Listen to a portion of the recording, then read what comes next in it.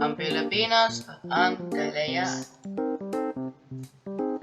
Ang kasaysayan ng Pilipinas ay hugis sa dugo, pawis, at talino ng mga sinaunang Pilipino. Sa ilalim ng mahigit 300 taong pamamahala ng mga Espanyol, dumaan ang ating mga ninuno sa matinding paghihirap. Ngunit ang lakas na harangin ng Pilipino na makamit ang kalayaan ay hindi kailanman napatay ng mga mananakop. Ang kalayaang tinatumasa natin ngayon ay hindi nakuha sa isang iglap lamang. Ito ay bunga ng dalawang magkaibang landas na nagdagpo upang gisingin ang buong bansa. Ang marahang pulong ng panulat ng mga propagandista at ang malakas na hiyaw ng revolusyon ng mga katipunero. Kilos ang propaganda. Noong huling bahagi ng ika-19 unang ipinaglaban ng mga Pilipino ang kanilang karapatan sa pamamagitan ng kilosang propaganda.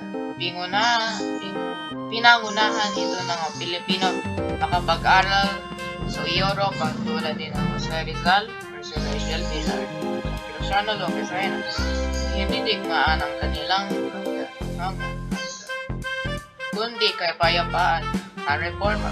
Ginamit nila ang lakas ng panulat, panitika at ang kahayagang la solidaridad upang iparating sa Espanya ang mga pang-aabuso ng mga opisyal at fraile sa Pilipinas. Bagamat hindi makamit ang propaganda ang mga formal na reforma, matagumpay naman itong nagising ang bulog na damdaming makabayan ng mamamayan. Ang kanilang sinulat ang nagpatunay na ang tunay na Pilipino ay lumalaban gamit ang talino. Himagsikang Pilipino.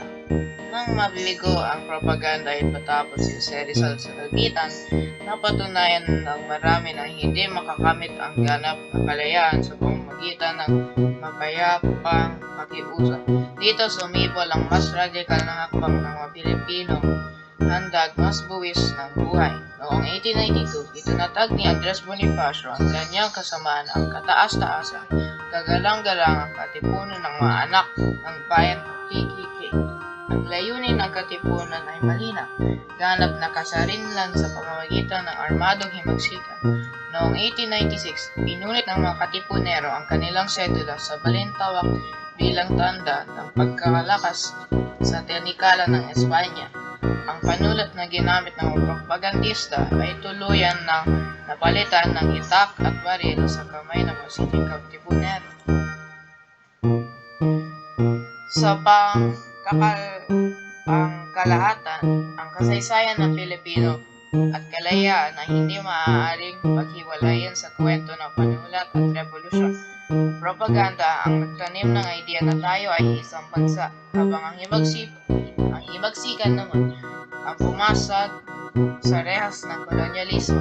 Kung walang mga nobelang tulad ng No Limit Hanggang nagbabago sa isip ng bayan, walang lakas ng loob na magbubuklod sa katipunan upang lumaban gamit ang armas.